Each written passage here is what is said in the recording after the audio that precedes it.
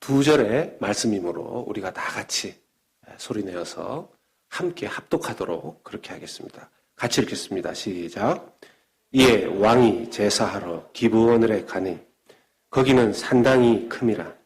솔로몬이 그 제단에 1000번제를 드렸더니 기브온에서 밤에 여호와께서 솔로몬의 꿈에 나타나시니라.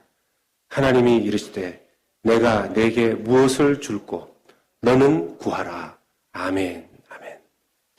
이제 이번 2019년 가을 부흥사경에 멀리 목포에서 오신 우리 백동조 목사님 마지막 오늘 메시지 주시겠습니다. 마음을 활짝 열고 하나님께서 주시는 은혜를 마음껏 받아들이시는 이번 부흥의 주인공들 다 되시기를 바랍니다. 보내주신 하나님께 감사하는 마음으로 목사님 박수로 앞으로 모시겠습니다.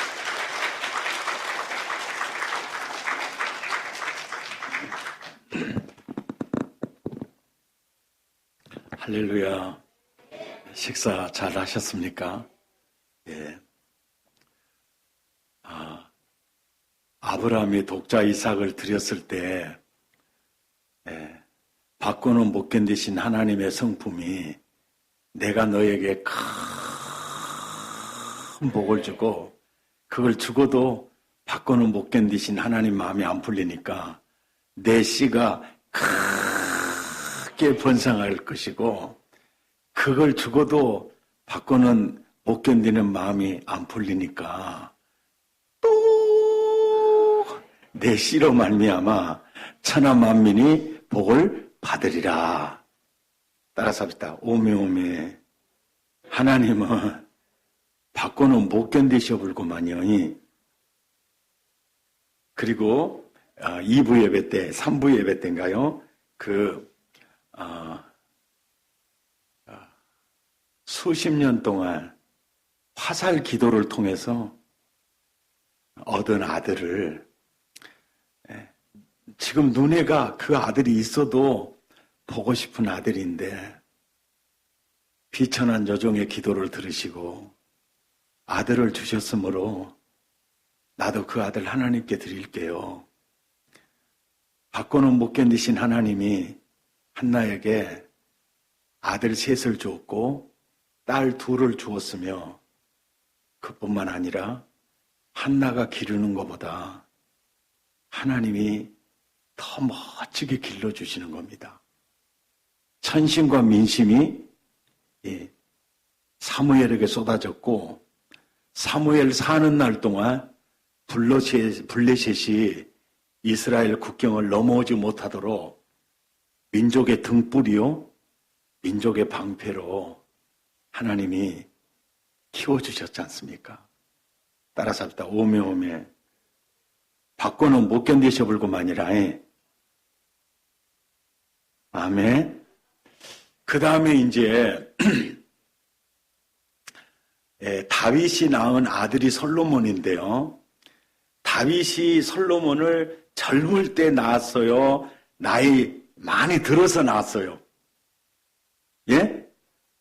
그러니까 다윗의 아들 솔로몬과 다윗은 많은 시간을 아버지와 아들로 오랜 시간을 함께 할 시간이 없었어요. 그냥 늙어서 낳은 아들이라 솔로몬과 많이 있지 않았어요. 근데 그 다윗이 그 솔로몬에게 하나님은 어떤 분인가에 대해서 꼭 가르쳐주고 싶었습니다. 그래서 솔로몬아, 나는 백양목궁에 사는데 하나님의 지성소는 텐트 아래 있는 게 너무 마음이 아파서 나단 선지자를 찾아가서, 선지자님, 나는 백양목궁에 사는데 하나님의 궤가 텐트 아래 있다는 게 마음이 너무 걸립니다. 제가 아버지 집 지어드리면 어떨까요? 나단 선지자가, 야, 그거 참 하나님 기뻐할 생각이네요. 그 왕의 마음에 있는 바를 액션 취하십시오. 근데 그 말을 하나님이 들으시고요. 이렇게 얘기를 해요. 야, 사무엘하 7장에 나온 얘기거든요.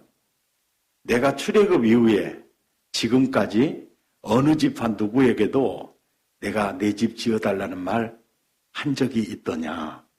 없어요. 그런데 네 스스로가 내 집을 지어주고 싶은 마음이 있었구나 하고 하나님이 네가 내 집 지어주려고 했니? 내가 네 집 지어줄게 그래요. 그리고 내게서 날 네 씨가 네 뒤를 이어 왕을 바톤 터치할 거다. 그리고 여인의 후손이 오는 그 순간까지 사울에게서 내 왕관을 빼앗은 것처럼 너에게서는 빼앗지 않을 거다. 그리고 네가 그렇게 짓고 싶었던 성전은 네 아들이 지을 거고 나는 그거에 대한 보답으로 그의 왕위를 견고하게 해줄 거다. 지금 다윗은요, 건축원금 했어요, 안 했어요? 예? 설교를 들으시면은 눈이라도 깜빡깜빡해져. 건축원금 했어요, 안 했어요? 안 했어요. 마음이요.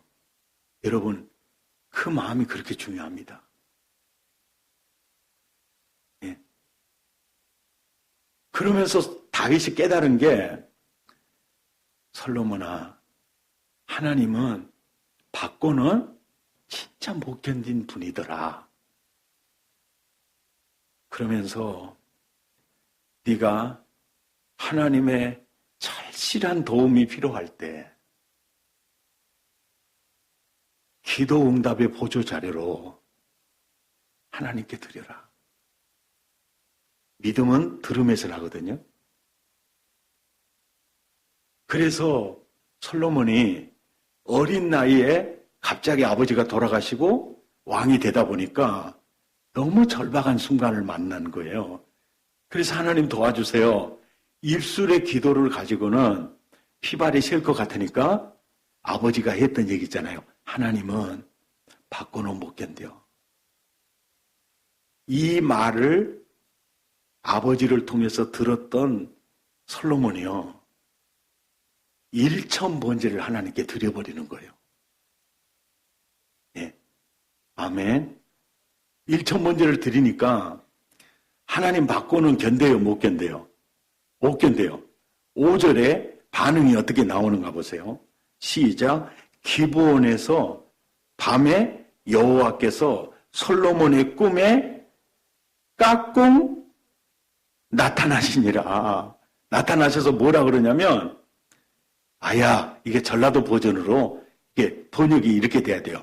아야, 갖다 바치기만 하지 말고야 내가 도대체 너한테 무엇을 주면 좋겠는지 말 좀 해야, 말 좀 해. 이 얘기거든요. 아멘입니까? 그럴 때 솔로몬이 하나님께 그래요. 레부 샤마, 이게 히브리어인데요. 레부 샤마. 이 히브리어는 두 가지 뜻을 동시에 가지고 있는 단어예요. 지혜로운 마음 한 뜻이 있고요. 듣는 마음 이 또 한 뜻이 있어요. 그래서 히브리인들은 듣는 귀가 없으면 어리석은 사람이에요. 듣는 귀가 있으면 지혜로운 사람이에요. 이게 히브리적 사고예요. 이 히브리인들은요, 듣는 귀가 없고 막 자기 말만 앞세우잖아요. 그럼 속으로 그래요. 왔다, 이 사람 인생살이 겁나게 깝깝해 불겠어야요. 이런 생각이 딱 들어요. 예. 이게 수용성, 이게 듣는 귀. 이게 태도와 자세가 고도를 결정한다는 말이 있거든요. 경청하는 수용성, 이 듣는 귀. 여러분, 여러분의 자녀들도 한번 봐보세요. 듣는 귀가 있는 자녀와 듣는 귀가 없는 자녀. 딱 판단이 이렇게 서요. 쟤는 장래가 있겠다. 쟤는 장래가 힘들겠어야. 이게 딱 듣는 귀, 내부 샤마에 인생이 달려있어요. 그러니까 내가 너에게 무엇을 해줄 거 너 구하라 그럴 때 솔로몬이 그래요. 내부 샤마를 주십시오. 듣는 귀, 듣는 마음, 지혜로운 마음을 내게 주십시오. 보세요. 듣는 마음을 구하는 사람 별로 그렇게 기도의 제목이 멋지게 안 보이잖아요. 그죠? 듣는 마음.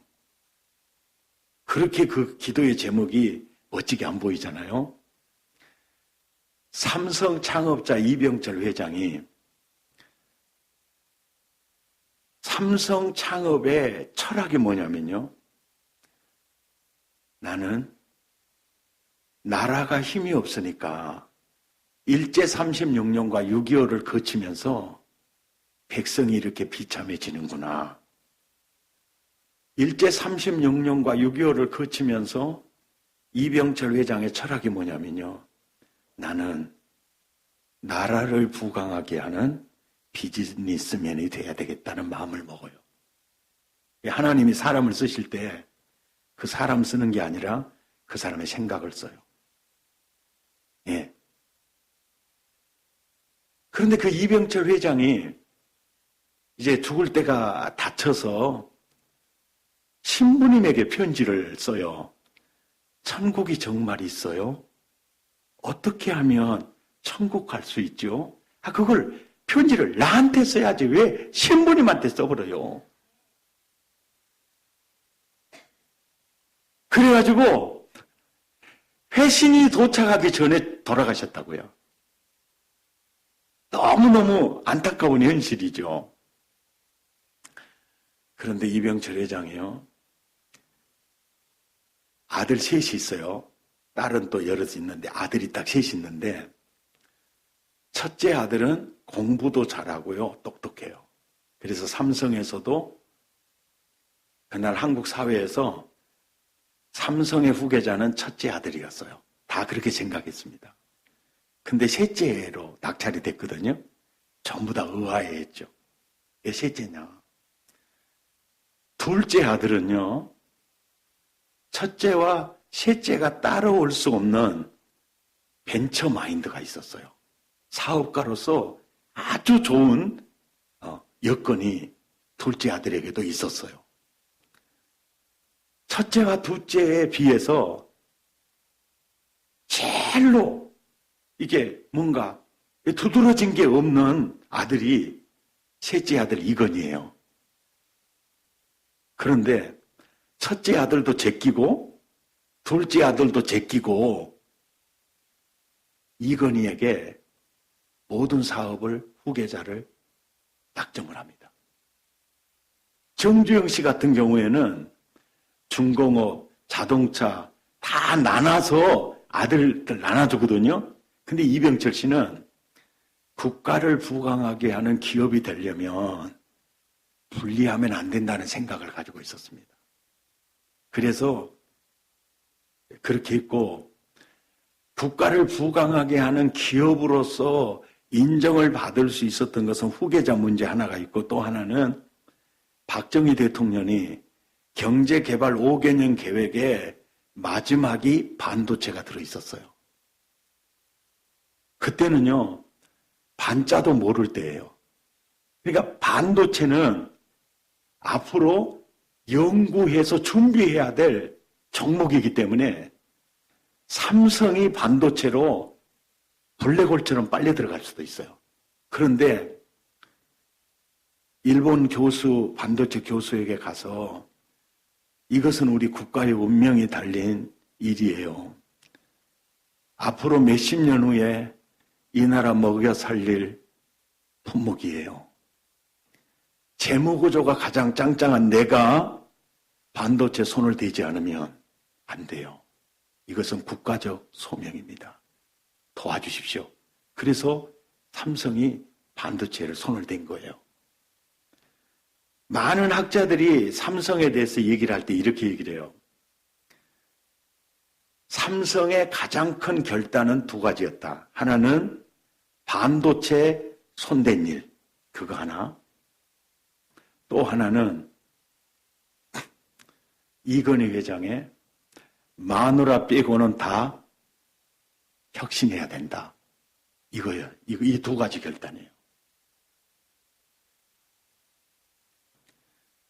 그래서 이병철 회장이 죽기 전에 한 기자가 회장님, 왜 셋째입니까? 왜 셋째입니까? 그럴 때 삼성을 나보다 더 키워나갈 덕목이 셋째에게 있었네. 뭔데요? 자네가 내 말 알아들을까 모르겠네 하면서 하는 얘기가 그 얘기예요. 듣는 귀라네. 이건희 회장은요, 말하는 데는 30년 걸리고요.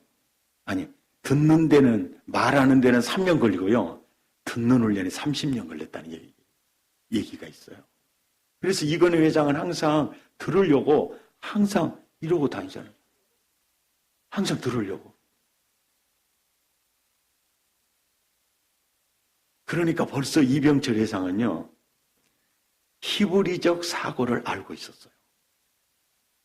그러니까 전략으로 싸워야 되는데 탁월한 전략 수립은요, 지략이 접수되지 않으면 불가능해요. 그러니까 듣는 귀가 없으면 안 돼요. 네.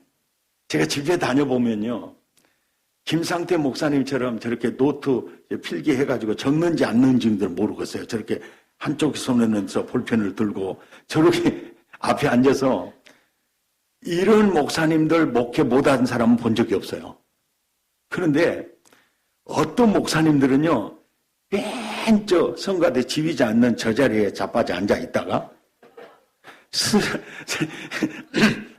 전화 오면 나가서 한참 받고 나중에 들어오거나 설교 끝날 때까지 안 들어오는 종자도 있어요. 그러면 제가 무슨 생각을 하는지 아세요? 당신 목회하기 참 힘들겠다. 이게 보여요. 어쩌다가 앞에 잘 앉으셨어요? 할렐루야. 이 얘기가 무슨 얘기냐면요, 사람이 살면서 지혜 중에 지혜가요, 듣는 마음이에요. 듣는 귀입니다. 수용성이에요. 이것이 없으면 놀라운 정보가 입력이 되질 않아요. 예.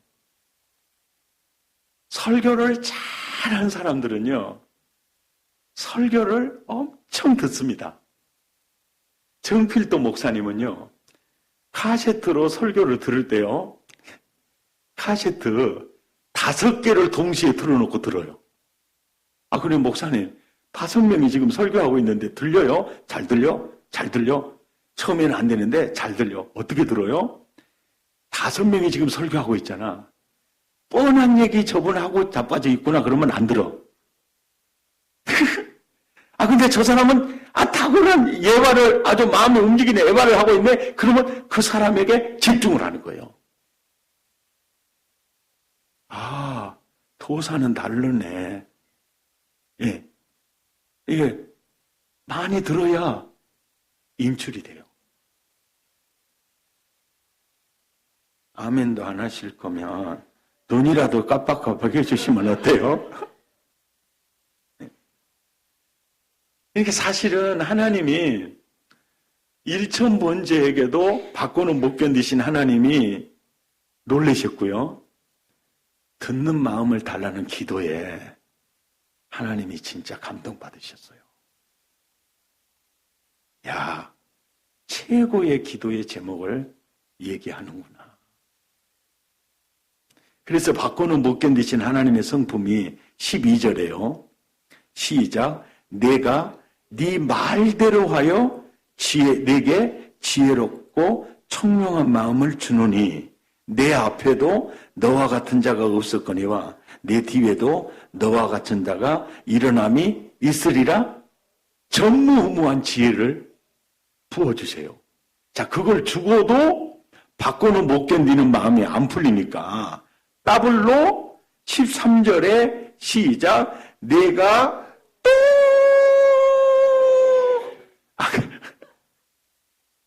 윤물 때 또 발음 내면 안 된다니까요.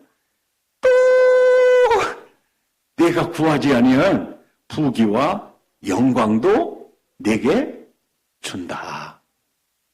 따라서 아브람도 한나도 다윗도 솔로몬도 완전히 받고는 못 견디셔 불고만이라이.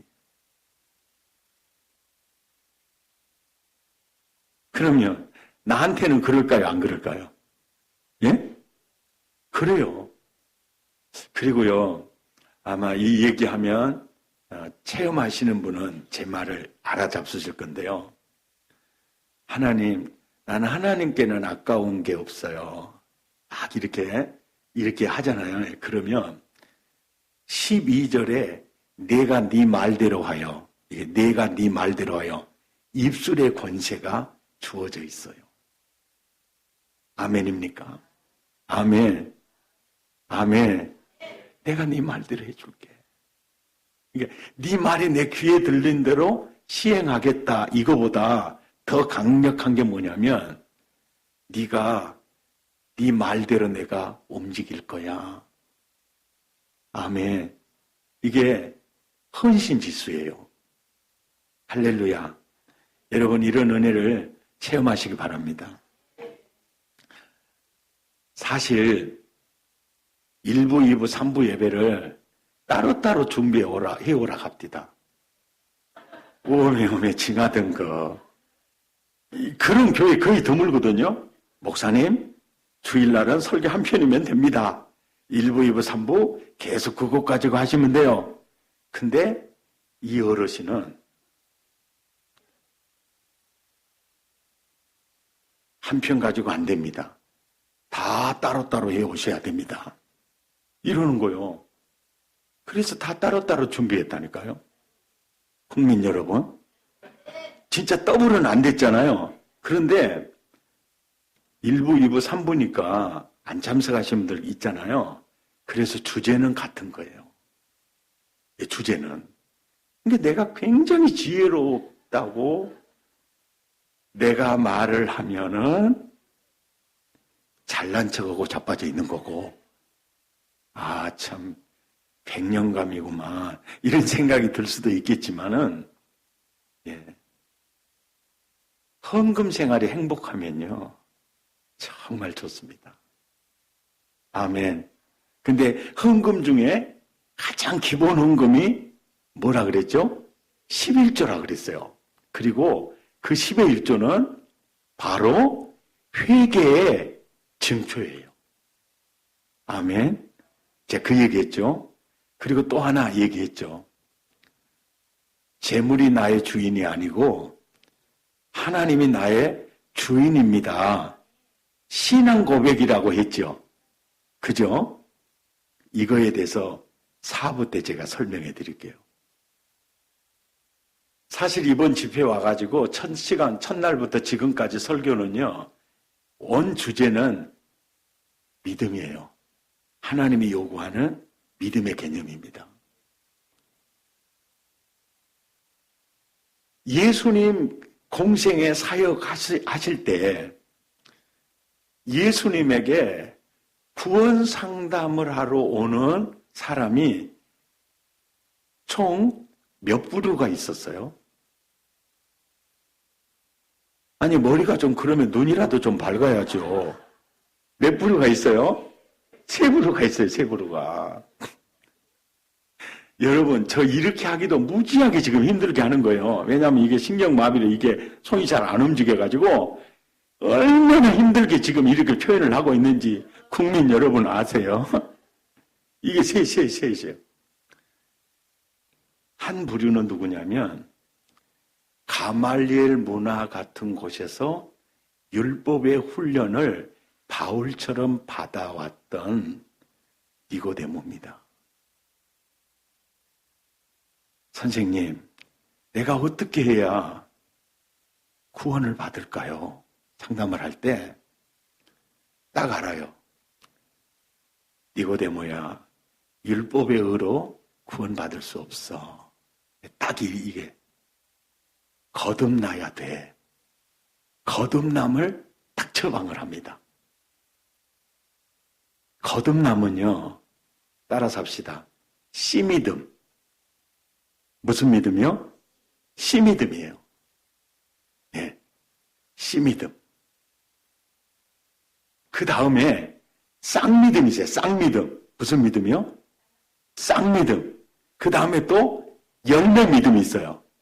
무슨 믿음이 있어요? 열매 믿음이 있어요. 제가 열매 믿음부터 또 얘기할게요. 율법사가 선생님, 우리가 어떻게 해야 영생을 얻을 수 있을까요? 라고 율법사가 상담을 하니까 예수님이 반문을 해요. 율법에 뭐라고 기록되어 있느냐. 마음을 다해서 하나님 사랑하고 내 이웃을 내 몸처럼 사랑하라고 하셨어요. 그러니까 처방이 이거예요. 그래, 가서 그와 같이 해. 그러면 너 구원받아. 하니까 율법사가 예수님, 내 이웃을 내 몸처럼 사랑하라고 하셨는데요. 내 이웃이 누굴까요? 내 이웃이 누굴까요? 라고 반문을 하니까 예수님이 예루살렘에서 여리고로 내려가다가 강도를 만나 죽어져 가는 사람을 보고 제사장은 그냥 지나가고 레위인도 그냥 지나가는데 너희들이 무시한 사마리아 사람 하나가 지나가다가 그를 보고 측은히 여겨 들쳐업고 주막으로 가서 돌보아 주다가 부비가 더 들면 오는 길에 제가 갚겠다고 약속하고 갔다. 누가 강도 만난 자의 이웃이 되겠느냐.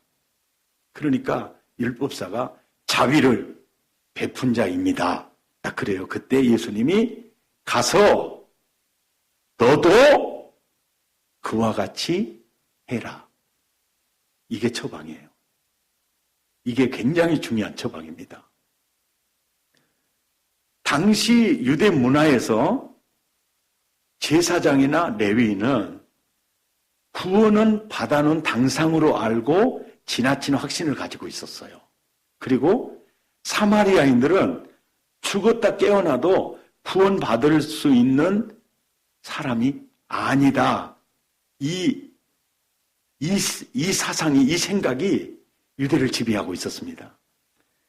그 벽을 완전히 율법사가 구원 상담했을 때 예수님이 깨뜨리는 거예요. 야, 봐. 이 셋 중에 자비를 베푼 이는 사마리아 사람. 이 얘기를 하는 이유가 있어요. 이거 선한 이웃 되라 이 얘기 아니에요. 누가 구원받을 자인가를 모델링하는 얘기예요. 모델링하는 얘기. 이제 보십시오. 제가 예수님이 요구하는 믿음은 하나님이 천지를 창조하셨어요. 예수님이 죄를 십자가에서 구속하셨어요. 저 그 지식, 그 진리에 대해서 저는 머리로 동의하고요. 그리고 정적으로 제가 느껴요. 이것이 믿음인 줄로 오해를 해요. 그건 믿음이 아니에요. 그래서 그 정도 같으면요. 주여 주여 얼마든지 주여 주여 하잖아요. 주여 주여 막 하잖아요.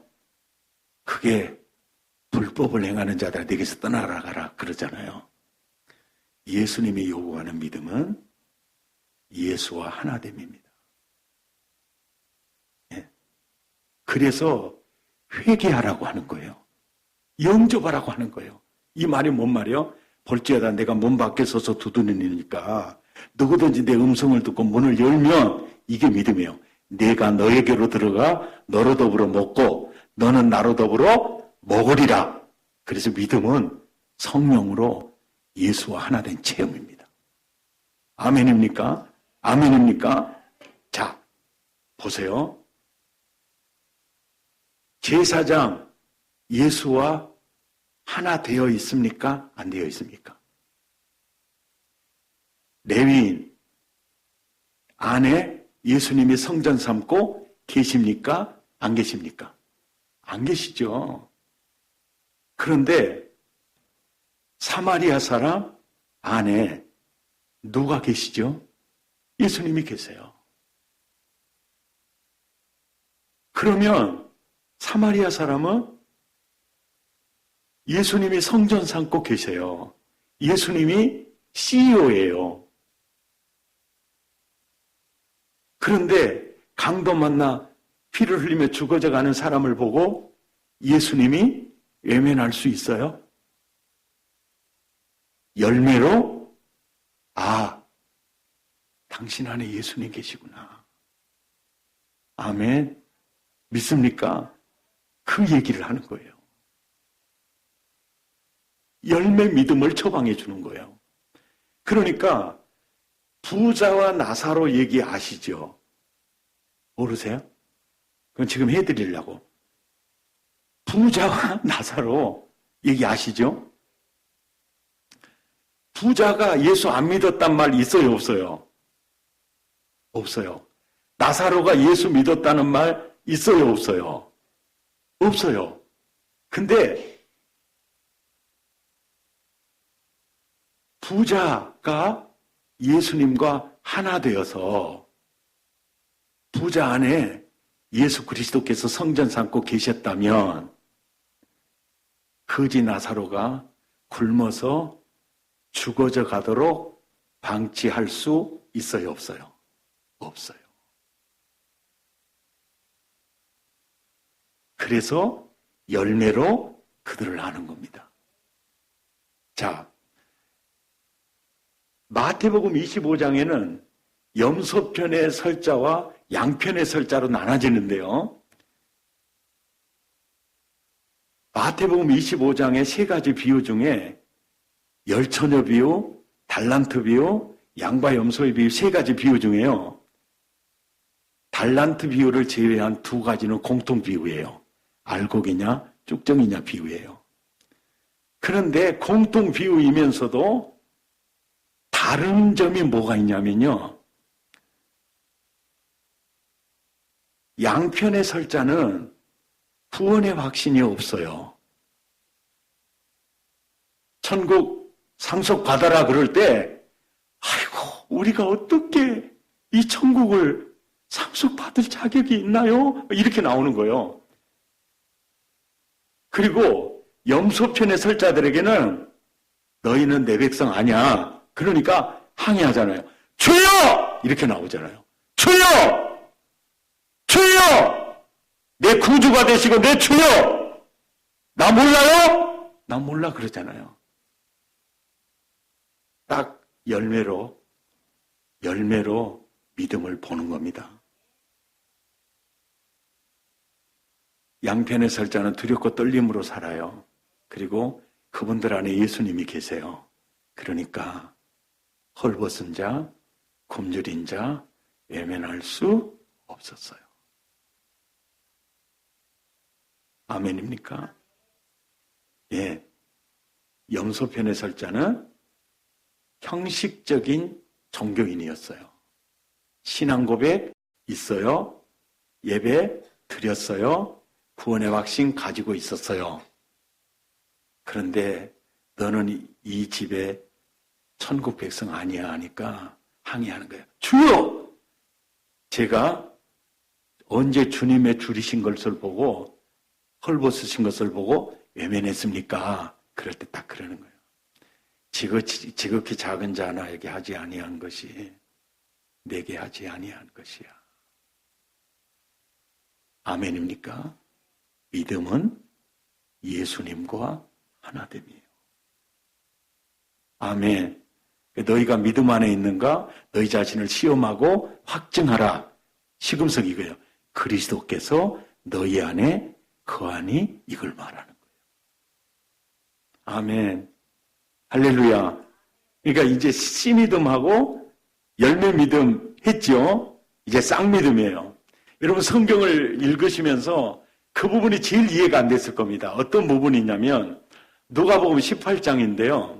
부자 청년 관리예요. 그러니까 부자이고 청년이고 관리예요. 근데 영적인 문제까지도 신경을 쓰고 있어요. 그러니까 굉장히 복이 드문 청년이에요. 선생님, 내가 어떻게 해야 영생을 얻을까요? 내가 어떻게 해야 영생을 얻을까요? 그럴 때 예수님의 처방이 딱 그거예요. 네 가진 재산 팔아 가난한 자들에게 나눠주고 너는 나를 따라 오너라 그래요. 이 처방이 뭔지 아세요? 재물이 너의 주인이 될 수 없어. 너의 주인은 내가 되어야 해. 재물은 네가 의지해야 할 신이 아니야. 재물은 네가 다스려야 될 종의 자리, 도구의 자리에 있어야 돼. 근데 그 부자 청년 관리는 재물을 주인 삼고 사는 겁니다. 그러니까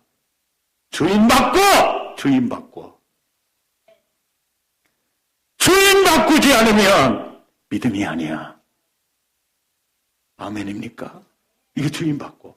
자, 제 해석이 정말 맞는 해석인지 안 맞는 해석인지를 알려면요. 누가복음 19장에 딱 가면 똑같은 동일인, 똑같은 부류의 사람이 등장을 해요. 누구냐면 관리이고 부자예요. 삭개오입니다. 삭개오는 재물을 주인 삼고 평생을 살았는데 자기 영혼은 피폐해지고 부모도 잃고 형제도 잃고 친구도 다 잃고 자기 자신마저 잃었어요. 예수의 소문을 듣고 자기 인생 문제를 풀기 위해서 예수님께로 왔는데 키가 작고 사람이 많아 접근할 수 없으니까 예수님이 걸어가는 방향에 따라서 돌 무화과 나무 위에 올라가 기다리고 계실 때 예수님이 멈추시더니 삭개오야 내려와. 예? 그러고 반갑게 내려와요. 이래요. 삭개오야, 네가 나를 만나고 싶었니? 네가 나를 간절히 찾고 찾았어? 하나님은 온 땅을 두루 감찰하사 전심으로 자기를 향하는 자들을 찾으세요.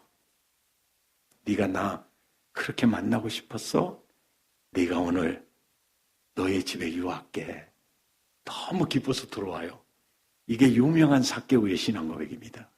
예수님, 제가 지금까지는 재물을 주인 삼고 살았어요.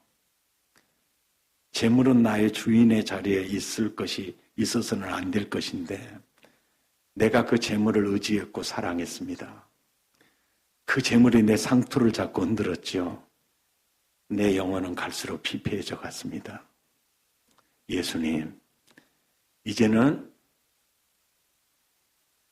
내 가진 재물을 가지고 가난한 자들에게 나눠주겠으며 누구에게 토색한 일 있으면 제가 4배나 갚겠습니다. 이 말이 무슨 얘기냐면요. 이제부터 내 인생의 주인은 예수님이십니다. 아멘입니까? 바로 그 고백이에요. 그 고백이 떨어지자마자 삭개오야, 오늘, 내일이 아닙니다. 오늘 이 집에 여호와의 구원이 임하였느니라 그러는 거예요. 아멘입니까? 이 쌍믿음이 바로 주인 바꾸라는 믿음이에요. 그래서 소득의 10의 1조를 뗄 때요. 얼마나 손이 떨리는지 몰라요. 그럴 때 딱 떼는 행위가 뭐냐면 하나님, 내 인생의 주인은 예수님이어야 합니다. 이제까지 주인 노릇했던 물질에 대해서 목을 딱 치는 행동이 10의 1조를 딱 떼는 겁니다. 아멘입니까? 아멘입니까? 하나님, 내 인생은 이 재물에 달려있지 않습니다. 내 인생은 하나님에게 달려있습니다. 신앙 고백이요, 10의 1조 드리는 거예요. 아멘도 안 하시고 너나 그런갑다 그러고 앉아 계시고.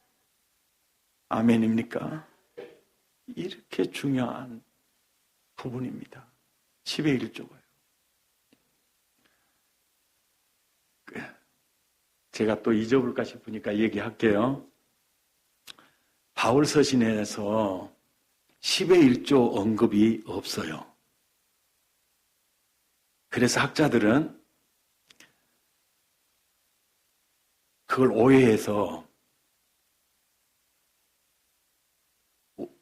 오늘날 10의 1조 할 필요가 없다, 이렇게 생각을 하는 분들이 있어요. 그런데 말라기 2부, 3부 때 보셨듯이 말라기서 3장은요, 신약 복음 시대의 메시지예요.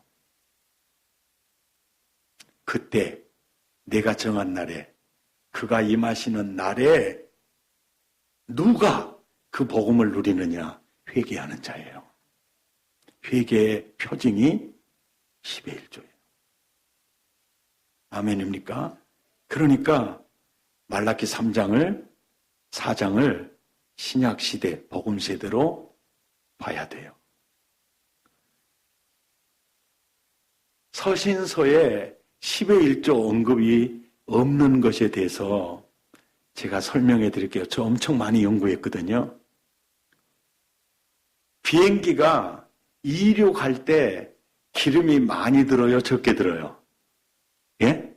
많이 들어요. 자, 예루살렘 성령 강림으로 교회가 이륙할 때 기름이 많이 들어요? 적게 들어요?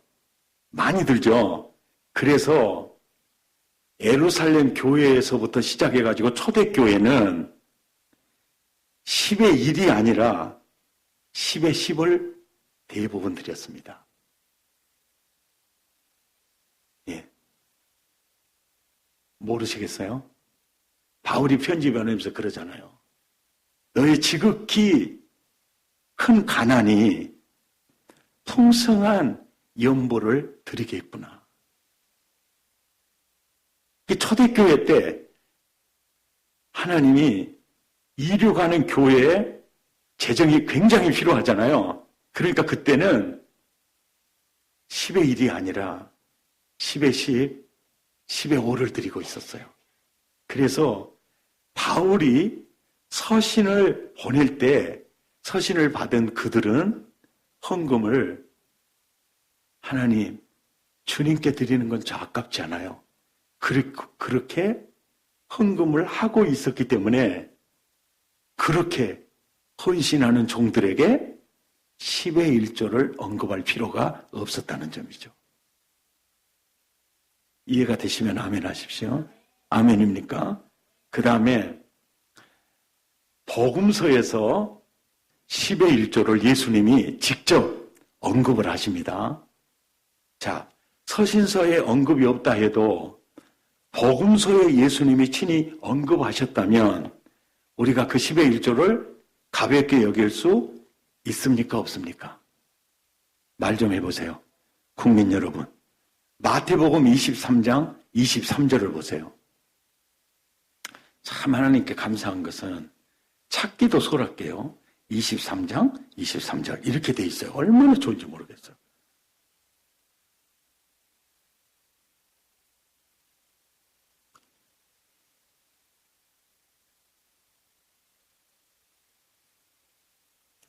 마태복음 23장 23절. 예. 예수님께서 친히 말씀하십니다. 화 있을진저 외식하는 서기관들과 바리새인들이여, 너희가 박하와 회양과 근채 이 근채는요, 마당에다 텃밭을 일구어서 채소를 재배해서 장에 갖다 팔아서 그것까지도 10의 1조를 드리고 있는데, 이게 물질에 대한 10의 1조를 드리고 있는데, 율법에 더 중요한 바, 정의와 긍휼과 믿음은 버렸도다 그랬잖아요. 그러니까 액수로는 10의 1조를 드리는데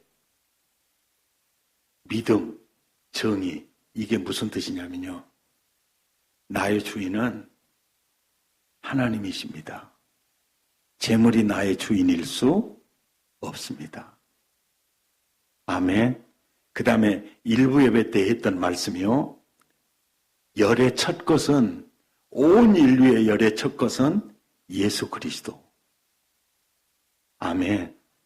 그러니까 구약의 10의 1조와 신약의 10의 1조는 열의 첫 것으로 대표자가 되어 대속해 주시는, 아멘입니까?